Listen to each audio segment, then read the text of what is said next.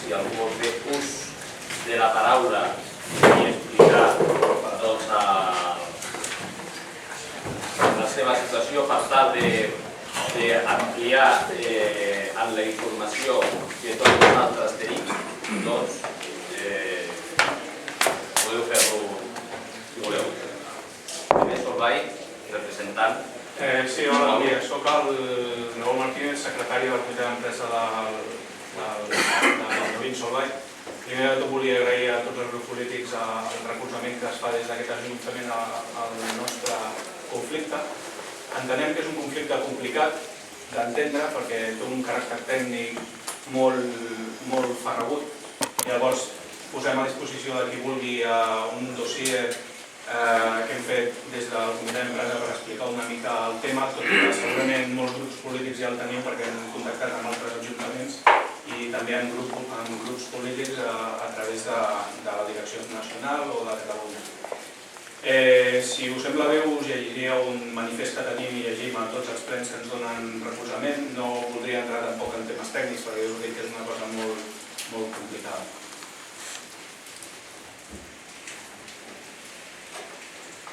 Manifest Comitè d'Empresa Innovent Solvay Martorell.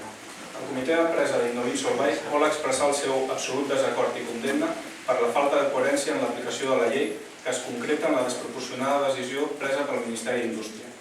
Aquest despropòsit s'ha realitzat sense tenir en compte les conseqüències que es poden produir envers els llocs de treball i l'activitat industrial que aquesta empresa representa en l'entorn i en concret a Martorell. No entenem com una qüestió merament administrativa ha derivat en aquesta situació, sense que de la seva gestió s'hagi produït cap perjudici ni per al sistema elèctric, ni per a l'administració, ni per als ciutadans. De les decisions d'aquest Ministeri depèn atendre i cuidar les dificultats que travessa el teixit industrial del país i no destruir el mateix en polítiques incorrectes. Esperem del mateix seny a l'hora de buscar solucions que enforteixin dit teixit industrial. Som una fàbrica amb més de 40 anys d'història, la qual ha travessat tot tipus de situacions degut a l'estat del mercat al qual ens dediquem i com a conseqüència de la gran crisi que hem patit.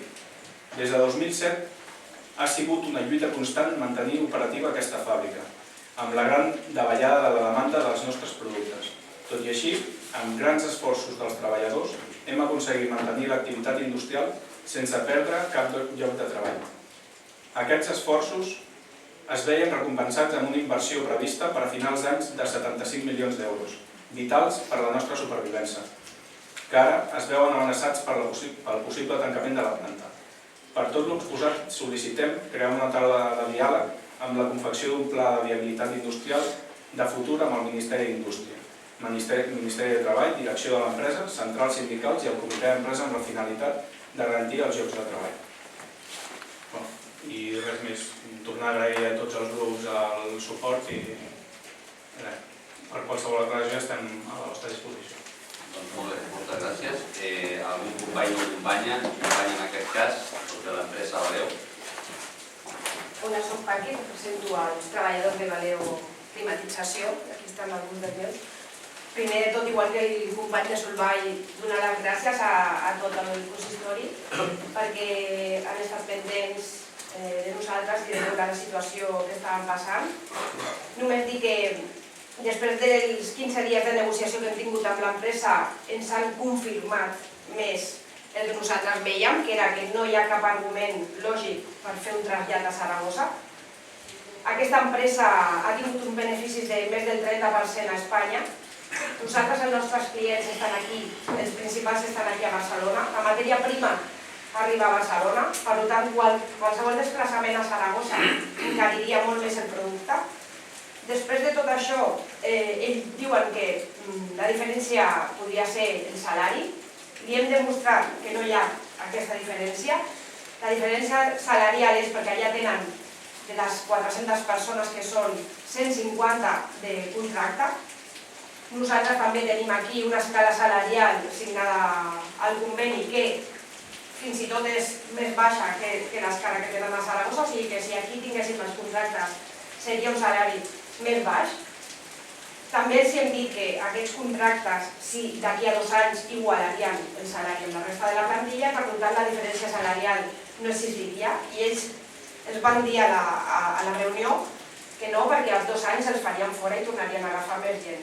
I van dir que això és un fraude de llei, que els contractes són de manera puntual i que en cas de necessitar una plantilla s'haurien de fer fixes. O sigui que no hi ha raons econòmiques, no beneficiaria en res a Valeo el trasllat perquè fan falta unes obres i unes inversions per adequar aquella planta, que a la nostra planta no fa falta fer-les perquè ja tenim les màquines amb la infraestructura ja feta.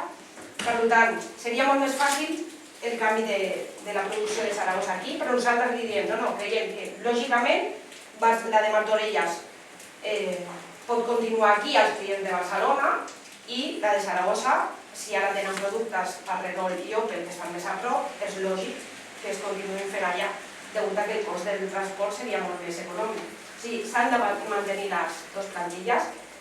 A nivell financer, en el cas del trasllat, van demostrar les advocades que amb la inversió i el que farien seria provocar que Valeo Saragossa entrés en pèrdues i per tant si alguna persona es pogués traslladar no sabríem fins quan, perquè aquella empresa també podria dir doncs ara un ERE d'extinció de contracte, ja hauríem perdut la antiguitat i tots els acords, o sigui que no hi ha cap garantia de que encara que tu facis una nova vida allà, sigui per molt temps, ni per nosaltres ni per la gent de Saragossa. Ells saben que tenim una mitjana d'entre 15 i 26 anys d'antiguitat.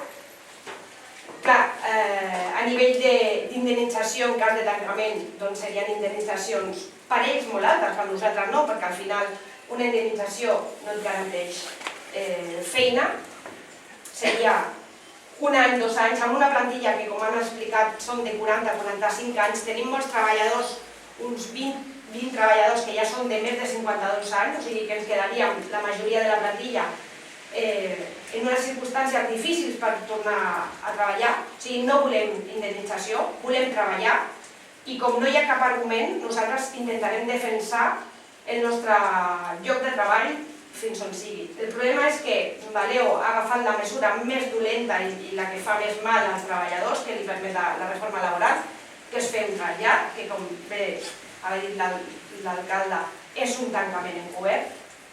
Llavors això, per aguantar,